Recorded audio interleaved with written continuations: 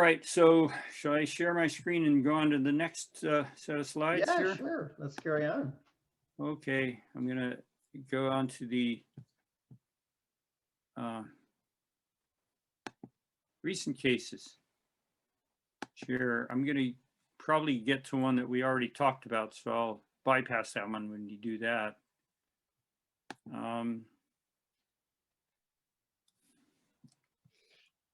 Oops. So these are cases,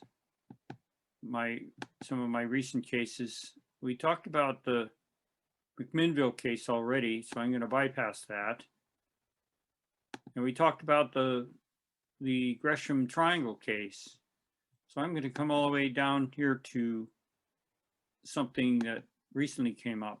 Okay. And by the way, Mufon cases have a catalog number. CMS is the name of the system, case management system.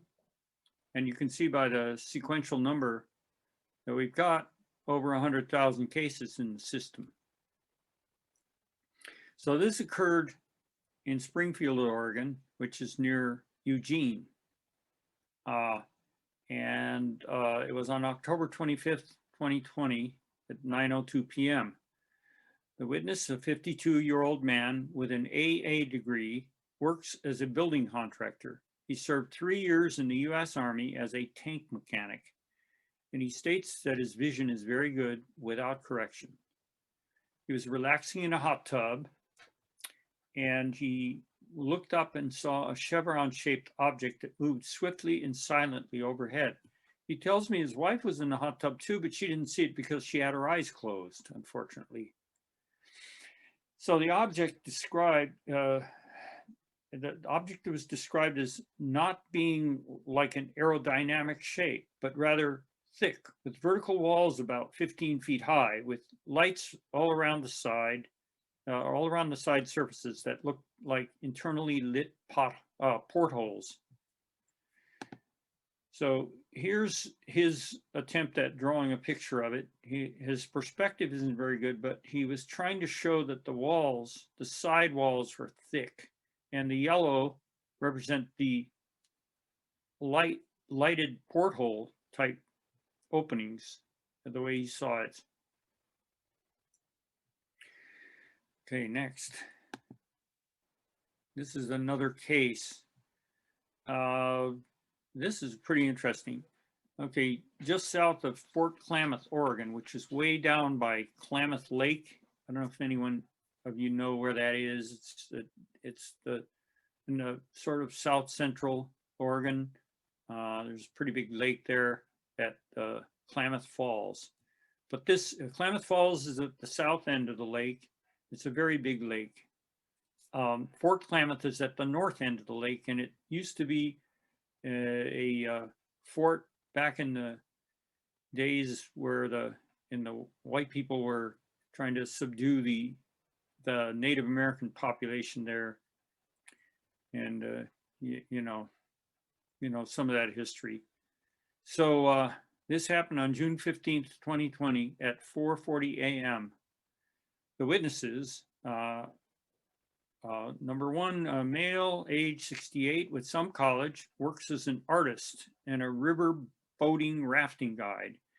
And the other witness, a male, age 70, with some college, is a retired auto mechanic.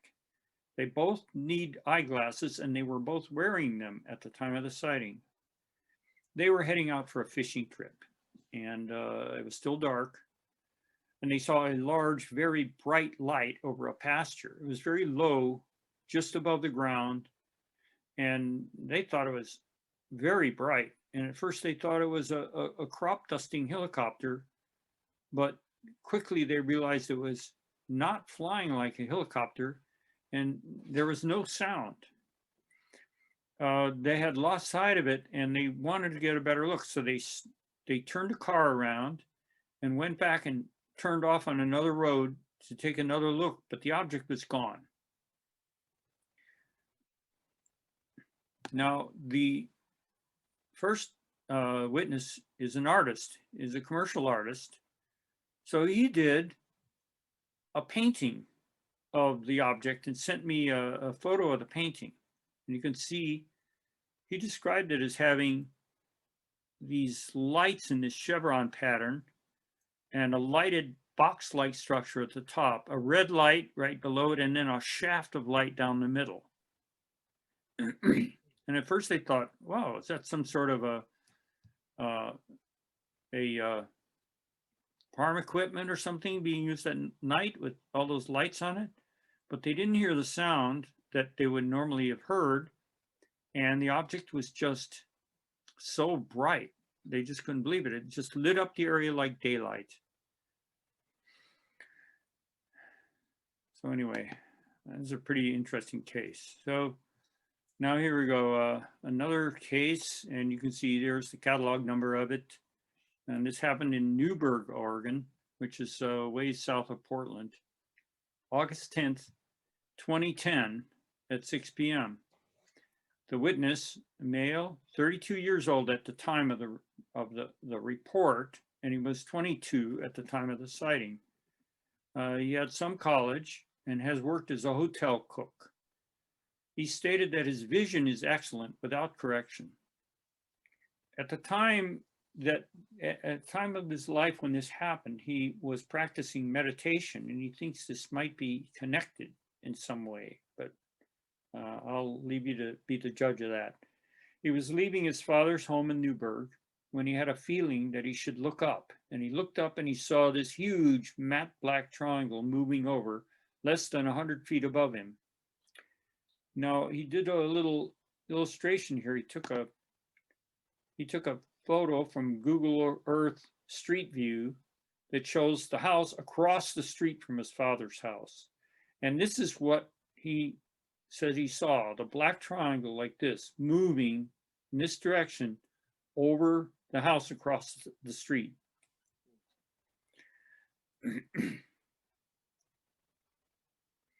Anyway, I felt he was a very credible witness. So here we go. This is interesting. I haven't even closed this case yet. This is pretty new. December 5th, 2020 at 5 p.m. I got these two cases coming into me right on top of one another, and I looked at them, and at first I thought the first one from North Powder, Oregon, which is out near Baker City, I thought, oh, she must be seeing the Starlink satellites. But then I got the second one, and I looked at them, read them more carefully, and both of them mentioned that they were sure that these were not Starlink satellites that they were seeing. They said, well, we've seen the Starlink satellites, and these are different. So these two women both saw these groups of lights, mostly white, but some red, moving together in a wavering or undulating pattern. And I'm going to show you the map of the area. And so up here at the very top is where North Powder is. And down here is Baker City. And the other witness was down here at this junction of this Highway 7. And I think that number is 246 or something like that. I'm not sure what the number is, but she was near the junction of these two roads. And they both saw the objects moving from the west to the east. And, oh, I didn't mean to move that. So anyway, they both saw them moving from the west to the east, roughly in this general direction. Okay, so I did a little sketch here. If we were to take the two witnesses and I plotted them on the map as the crow flies of being 26 miles apart. And if we can just guess the angular altitude here, because honestly, we try to get people to guess at the angle of, elevation of the view, but people don't usually do this. It's unfamiliar to most people, so they have a hard time with it.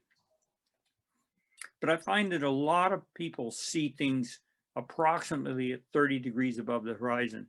So if I take this angle and say it's 30 degrees, and this one at 30 degrees, that comes out really neat because the tangent of the 30-degree angle is 1/2. So conveniently, if this is 13 miles, half of 26 is 13, right?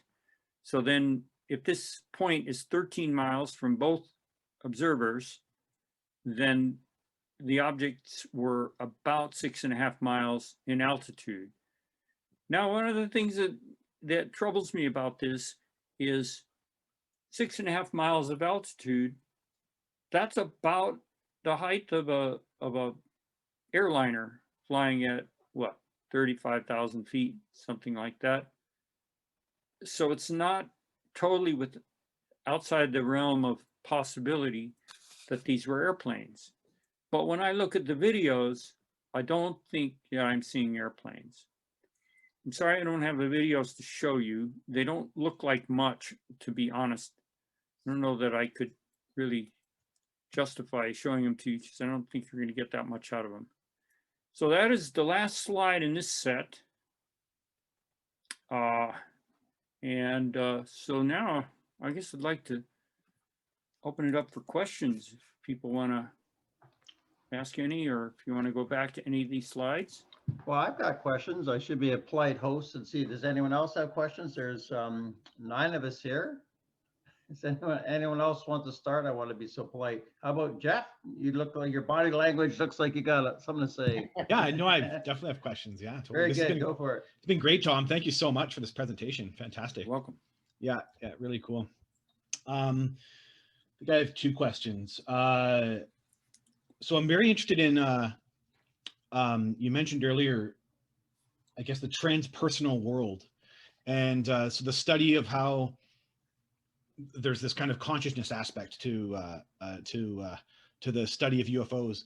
And I'm very curious how Mufon studies that part of, like, when you're doing these investigations, is that aspect of it brought in any way? Is there any way that you engage in the consciousness aspect when someone has a sighting? Do those things go together?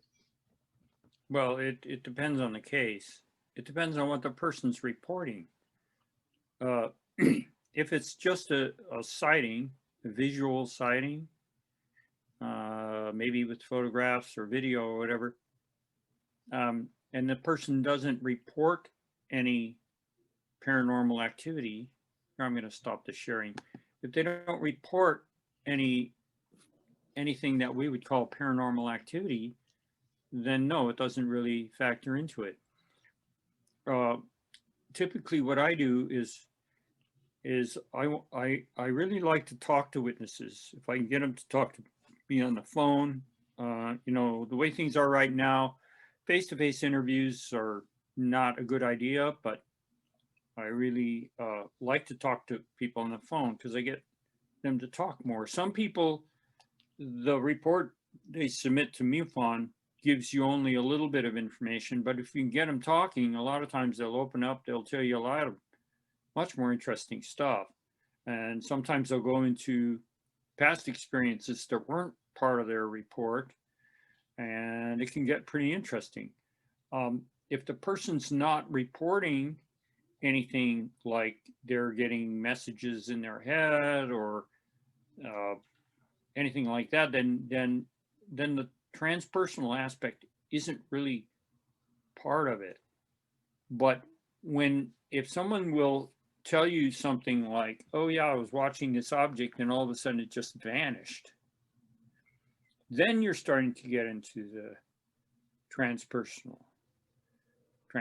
world, because then that crosses the boundary of the normal everyday concrete existence type behavior that we're used to, right? I mean, you know, it's the question of nuts and bolts versus paranormal, I guess you will. And I can tell you that years ago, Mufon was pretty much dominated by nuts and bolts type people. You know, they didn't really want to talk about any of the weird stuff. But nowadays, Mufon has a lot of people involved in studying abductions, and other paranormal type activities that are associated with UFO experiences. And they have a whole team called the Experiencer Research Team, whose job it is to interview people who have reported, high strangeness experiences and try to get their story and try to help them in their minds sort out what happened to them.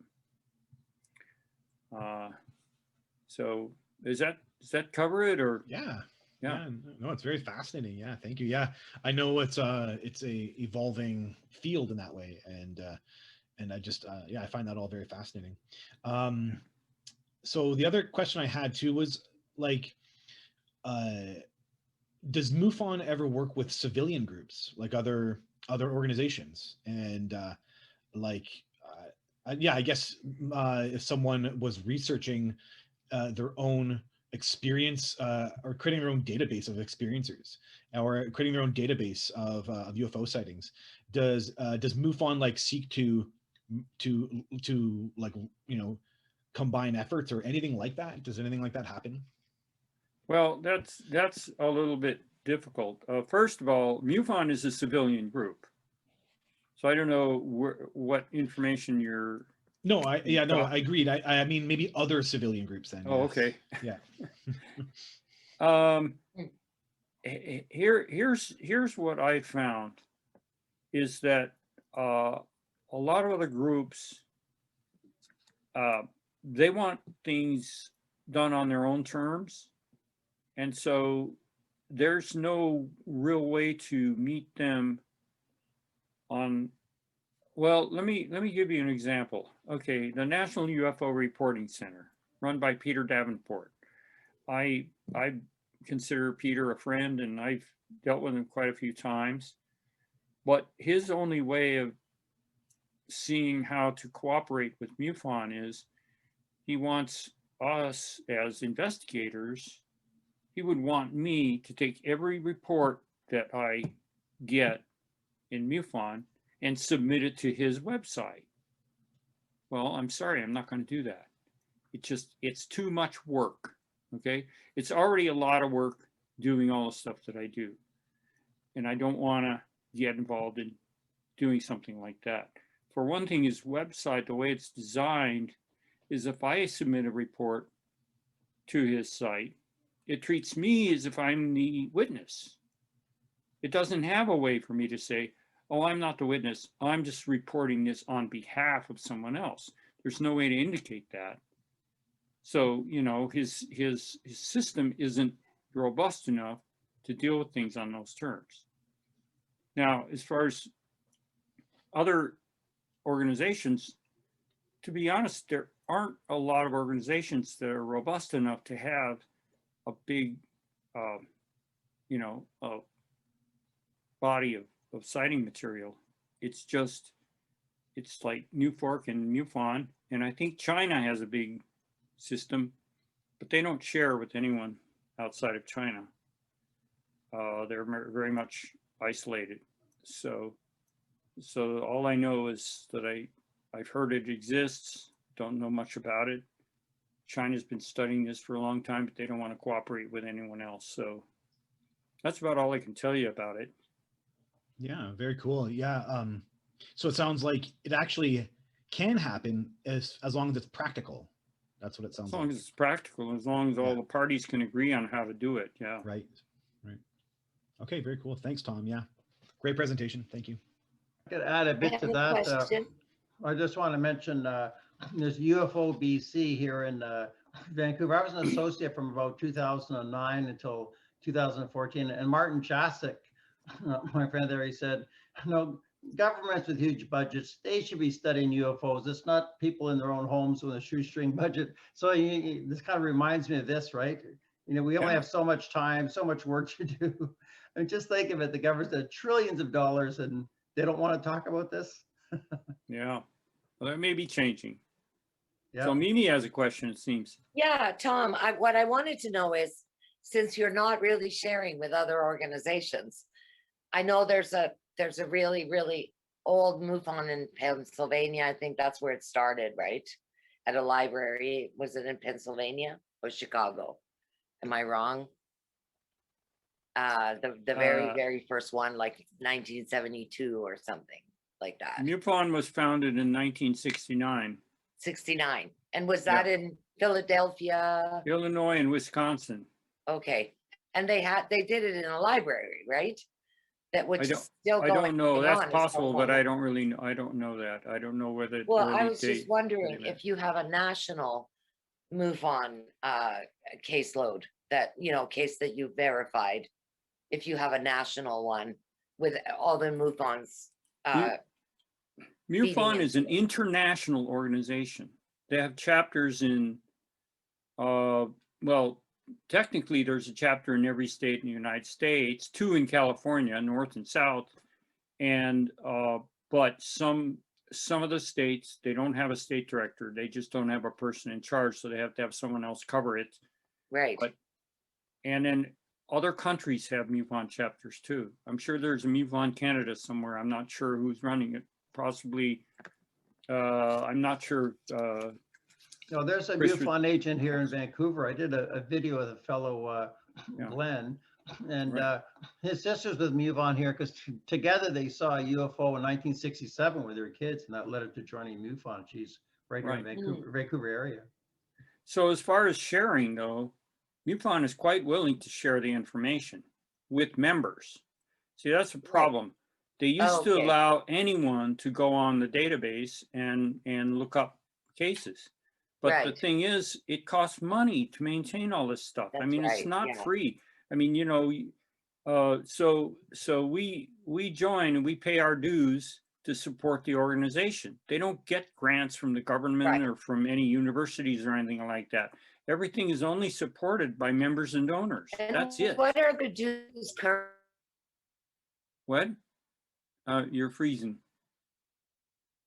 She asked, what are the dues? I heard her say that. The dues. Yeah, what are the dues currently? I honestly, I would suggest you go to the MUFON website and check it out. But I'm gonna $10 a guess month? it's about $80 a year, depending on Mhm. whether you want a paper printed copy of the monthly journal or if you want it to be, Oh, right. yeah, if you want it online. I think the cheapest was $5 a month or $5.99 or something. I did. by a month. I was a MUFON member for several months. Yeah, it's Yeah. actually a great resource. A great resource. Mhm. So if you're a MUFON member, you can go out and search the database. Yeah. The problem is, Right. just like any database, you if you want to just browse, it's difficult. What you need is a strategy. You need a search strategy. You say, well, yeah, I want to see all of the triangular shaped ships that were seen over a certain city between this date and that date or something like that. That's the kind Yeah. of thing you need to do. That's right, yeah. Otherwise, you end up like just not knowing what you're going for. Because when I'm talking about Mhm. over 100,000 cases, and then some of those are identified. So you want to trim it down to the stuff you're really interested in. You have to go through a search engine, and they have a search engine that allows you to select certain criteria. But all those things now are accessible to members, and they're happy to share the data with serious researchers. The problem is just that, as in the case that I was talking about, the whole idea of sharing data with Newfork doesn't work because he just wants me to go and input all of my cases into his system, and it's just too much work to do that. So I'm just not going to do it. But he will share information with me. If I find a case on his database that matches one that I'm working on, I may send him a note and ask him to send me contact information for the witness if he can. Sometimes he writes back and said, sorry, this witness chooses to be totally anonymous, which probably means he doesn't even have contact information for that person. So he couldn't give it to me, which happens sometimes.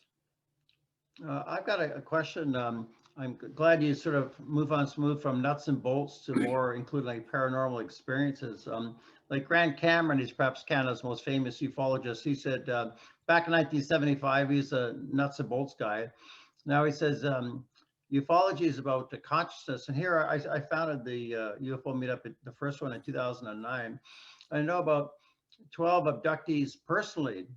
People have been on the craft, and like Mimi has here and Jeff has here. How much is MUFON involved? Can you speak to that? Like that aspect, is this what you mean by the paranormal? Like, let's talk about abduction. How do you feel?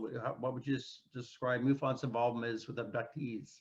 Well, they have, as I mentioned before, they have a whole team called the Experiencer Research Team. It started with Kathleen Martin, who's Betty Hill's niece.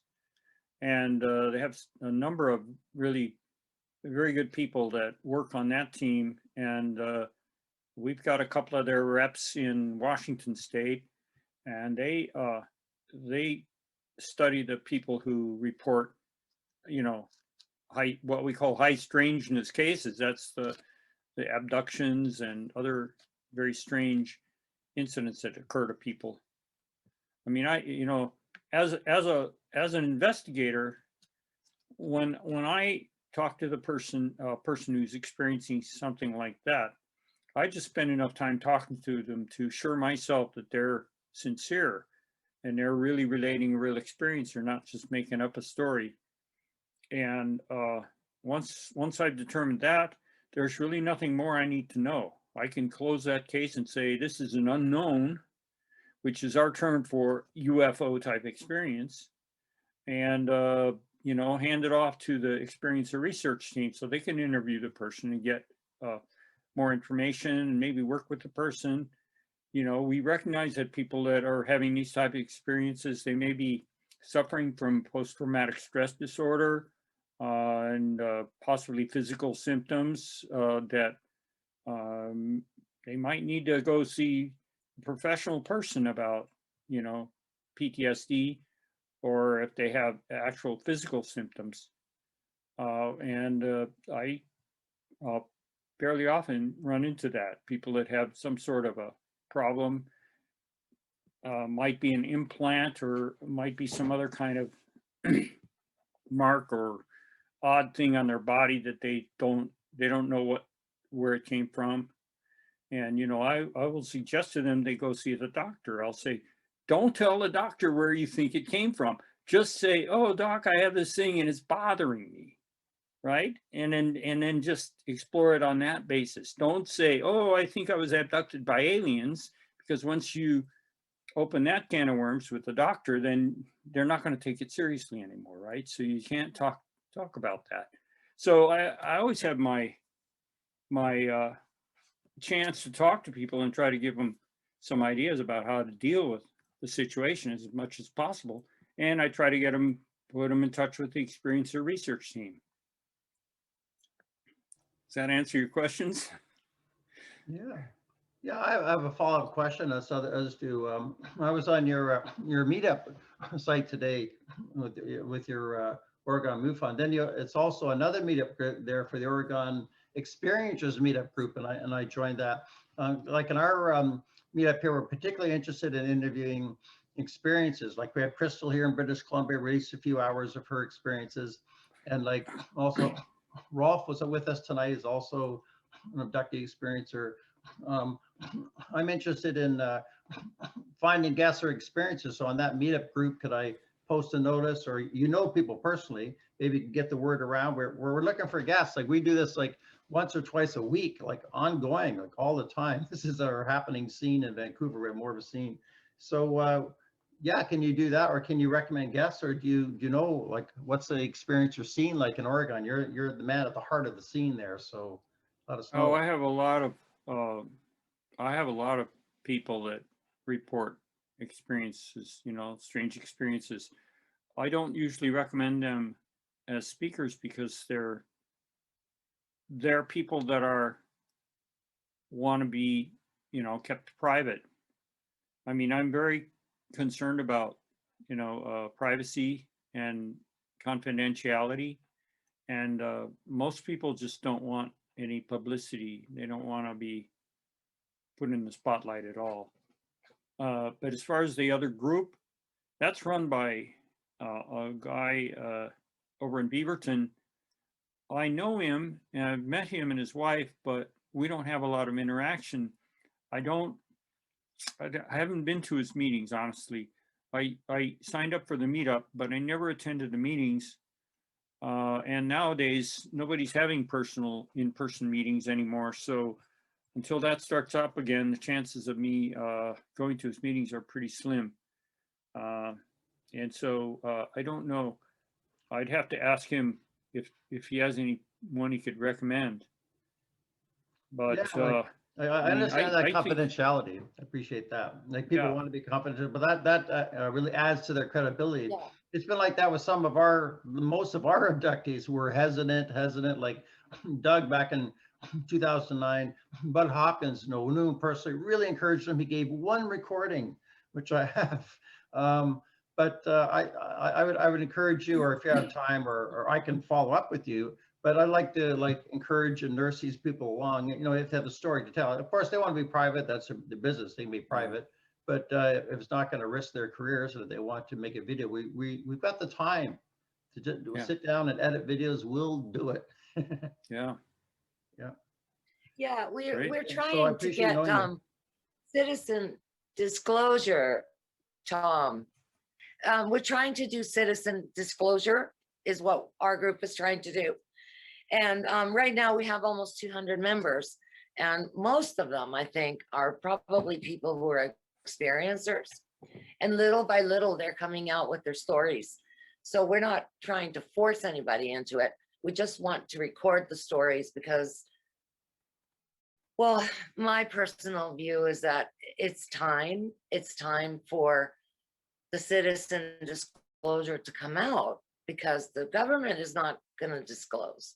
So, I feel that the more of us that come out and say what our experience was, good or bad. I mean, in our own group, we have people who've had very terrible experiences, and we have people who've had wonderful experiences. So, there are a whole gamut of ways that people are interacting.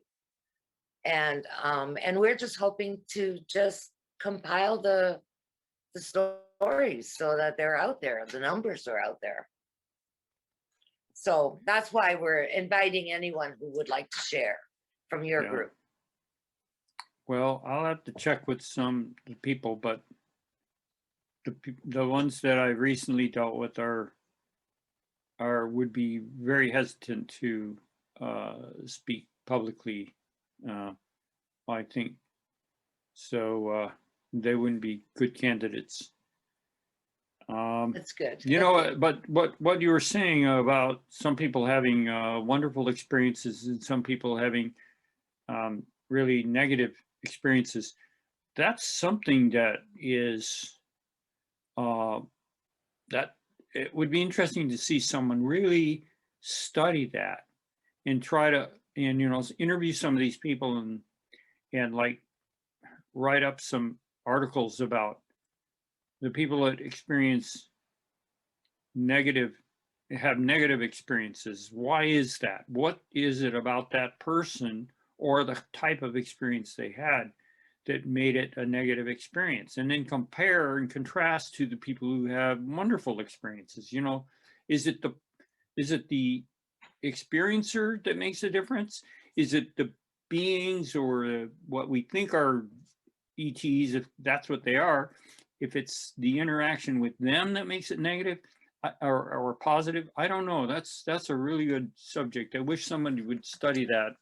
My particular point of view on that, from listening to so many stories and reading and researching, for 50 years or so, more than 50, is that, Go ahead. it we couldn't hear you, maybe. depends on what the agenda is.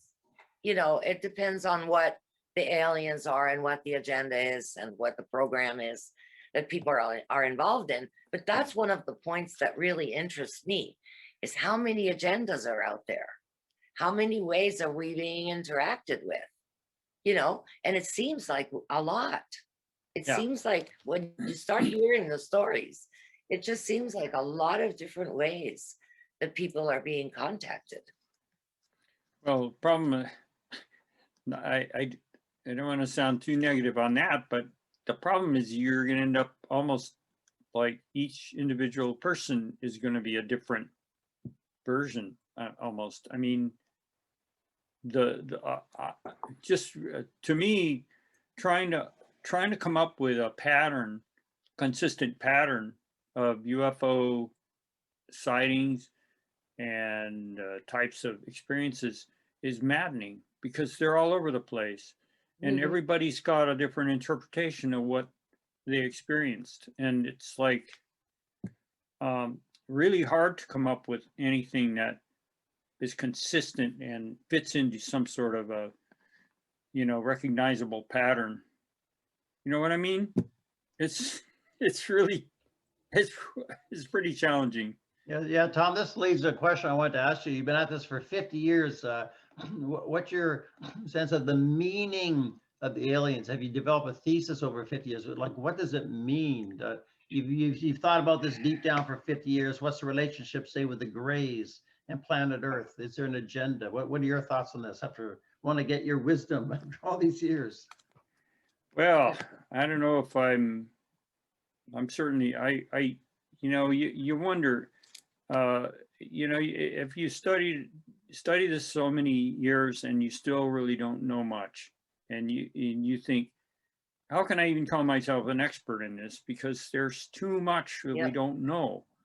But I will say this, that whatever is going on, it's really about us. It's about human beings on Earth. And this is why I say this, because if you just take a moment and you think about our planet and human history on our planet, and then look around and you think, what a wonderful place the Earth is. Look at the diversity of life forms on Earth, and the history of the evolution of life on Earth and everything. And you say, wow, what an amazing, perfect situation for a proliferation of life forms over, the history of the evolution of the current cycle of life, where we just had the right amount of water, the right temperature range, all that stuff for life to evolve the way it is now. And you think, wow, if there's some beings out there traveling from planet to planet, and they zeroed in on our planet and came here and they found this and they said, oh, wow, look at this place. Look at the life forms on this place. Look at the intelligent life, such as it is. and we need to, thank you, we need to study them. We need to study them and find out what makes them tick, So I guess that's my interpretation of it. I mean, honestly, you could have, a place like Mars that apparently used to have some sort of life on it, but through various ecological collapses ended up not ever evolving, as far as we know, intelligent life or higher life forms. But I think they already have enough information to know that at least some rudimentary life on microbial life or something must have lived on Mars at some time, because they had enough water and they have the right kind of evidence for microbes that created certain types of mineral deposits and so forth. And then Venus, that's on the other end of the spectrum. It's like the Earth was millions of years ago, when it was like a hot super greenhouse planet with, just really poisonous gas and all that stuff. Well, the Earth went through that once a long time ago, and then over millions of years changed to become what it is now. So you can see the whole spectrum, even looking at all our solar system, of the various possible planets and that may or may not harbor life.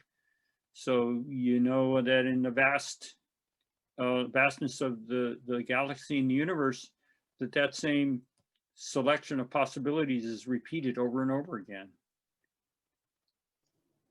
That's all I know about it.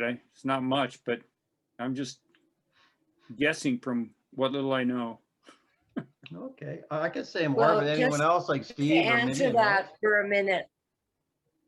Just to Yeah. answer that for a minute, Tom, in my abduction, I was shown Mars with people and how Yeah. Mars got decimated, how the atmosphere got decimated. And it was one of those, one of those abductions where you get advice, ecological advice about the Earth. Mhm. So, the beings that I saw were apparently Martian, and they don't have a planet anymore. There's that too. So Well, the thing that troubles me about it when people relate experiences like that is I always want to know a number of things. First of all, how certain are you that the information you got was accurate, truthful, or do you think that maybe you're projecting some of your own preconceived notions on along with what you think you were being told? I mean, it's a very complex interaction, right? I mean, it is. The whole so abduction thing is very, yeah. But I mean, now that we're into it, what happened in my case is I had a very paranormal experience in my regression where I Mhm. went right back into the experience, Oh, and then I saw everything, felt everything that had happened. So, I tend to believe that it was true because, there were so many body sensations, and it was just like feeling and touching and very, very much there, like in 3D kind of thing. So I didn't believe it. And in parts of my life, I didn't believe it. I wanted to think that it was a military, abduction, and that they had given me memories. But I'm pretty certain now. I would say 98% yeah. certain that what I saw was real. Yeah, Well, I'm glad you said that. yeah. I So try to, that's what my interest is in it. right. I try to give Just people to that, find out the experiences that people are having. yeah. I try to give people that sense of what you're saying. Like when you said, I'm 98% sure, because I try to tell people that when they're dealing with a subject like UFOs and all this related stuff, I said, it's very difficult to be 100% sure of anything. It's like Yes. you have to say, reserve a little bit of doubt to say, well, it's possible that this is not what I think it is. And even when I'm working your regular old UFO cases, and I'm trying to decide, oh boy, I'm 95% certain that this person saw the Starlink satellites, and this is based on this evidence and this evidence and this evidence. And then there'll be another case where I'll say, well, this doesn't match the Starlink satellites. I don't think it was a Chinese sky lantern because the wind direction was the wrong way, and I'll go through the whole list and I'll eliminate this and this, and I'll say, I'm at least 85% certain that this is an unknown because I can't come up with a legitimate explanation that fits all the facts, that kind of stuff. It's you just can't be 100% sure about things in this realm. No, you're right about that. Yeah.